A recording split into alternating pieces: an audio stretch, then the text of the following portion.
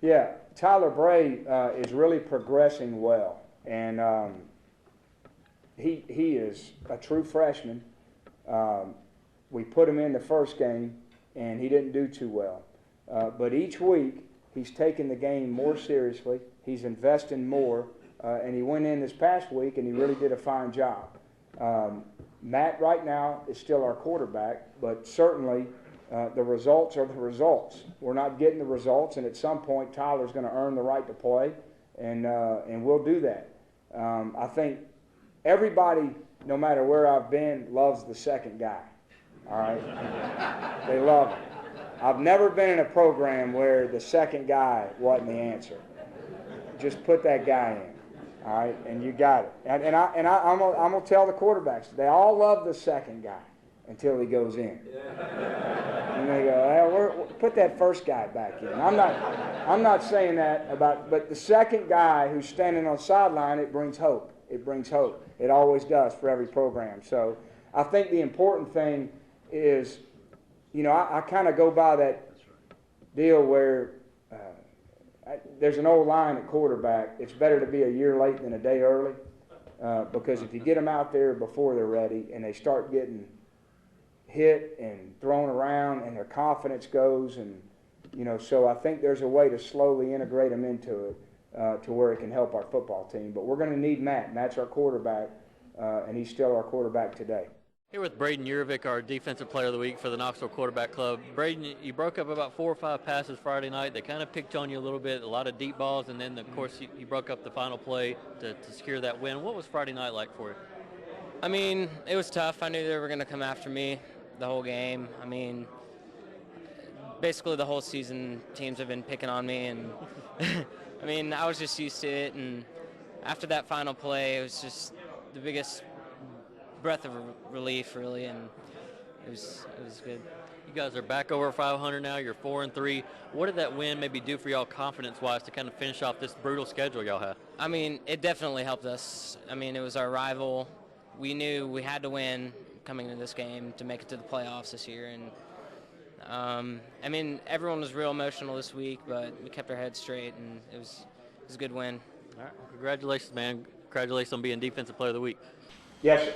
One of your focuses this season was the kicking game. Do you see any changes happening in that between now and now? Yeah, the kicking game. Here's where we are on the kicking game. We've had flashes of some really good special teams play. Probably played as good a complete game against LSU as I've been around as far as controlling the vertical field position against a great unit. Our deficiencies are really showing up in the return game. Both of our coverage units have been pretty good for the most part. We had one breakdown late in the game against Oregon, but the kickoff coverage and punting game has been pretty good. Our return units have not been as effective, and so, you know, we got to get better at that. But I had a concern at returner since I was here in the spring, you know, and we've kind of played musical returners, and you know, you start running out of options, and so the options become, let's look at some high school film going forward. So, but Eric's a competitive guy, Gordon, and you know, he made 2 critical mistakes, and nobody feels worse about it than him. But to his credit, he got back out there and he competed. He didn't sulk or moan, and that takes a lot of courage because that's a hard thing to do. What we got to do is just not make those critical errors, and that hurt us in the game. Those 2 turnovers, you know, when you spit the ball out essentially 4 times in your territory against a good football team in the first half, I don't care who you are, you're going to get whipped. Yes? Did you have an opportunity to talk to your parents after the ball game Saturday? I didn't talk to them until after I got to Knoxville. But, you know, you don't really, this is when it's bad as a coach. You know when you play good or when you win, because you turn on your phone when everything's done, and it's just blowing up. Messages, texts, man, that was awesome, blah, blah, blah, blah, blah. This is when it's bad. You turn on your phone. No missed calls, no texts, no voicemails. And that's when you go, God, man, we must have been bad. You know, you don't even go, hey, I'm hurting for you. You know, you guys played hard, whatever. You get nothing. That's what my phone looked like after Georgia. Not even from my parents, you know. So I knew then, all right, on to the next week. That's the life of a coach. Yes, sir, in the back. Yeah, Schofield, when do you think he'll come back? And on defense, is it the secondary? Is it the rush? I mean, What are the issues? Keep going. Secondary, the rush, the pattern match, taking on blocks, getting off blocks, tackling. Same thing on offense, blocking, running routes, running, throwing, decision making. You're looking for hope.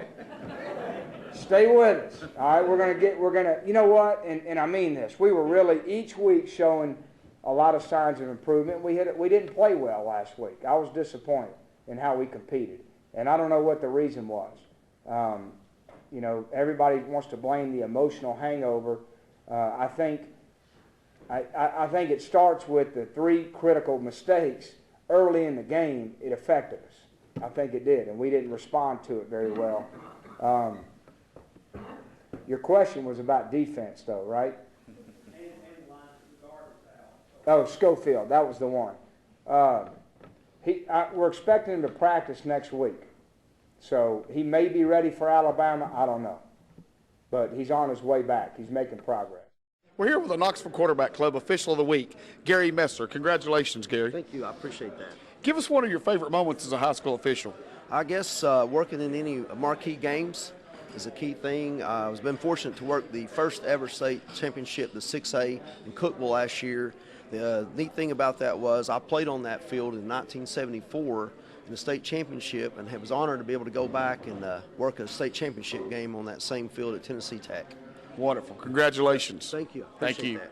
Yes, ma'am. On a personal level, we thoroughly enjoyed your brother kicking off our season and found out a lot about you and your family, that probably more than what you want us to know. But on a personal level, growing up in Athens and Georgia, being part of the program with your father and everything, what was your emotions like going down that tunnel into stepping off the bus going into Sanford State? Well, it probably wasn't what you guys expect. It really wasn't, because I played there in a different color. I wore orange when I played. I coached there in purple before, so I've done that. And are there memories when you were 11? Certainly, but it wasn't. I mean, the emotional part was when we were down 17-0 and getting our tails wet. I was real emotional, and it had nothing to do with my childhood.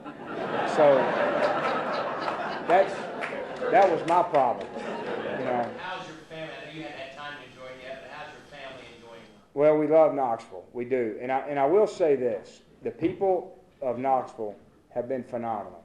And we're so gracious of how welcoming everybody has been to our family. They really have. And, I mean, this is like home. I mean, it is.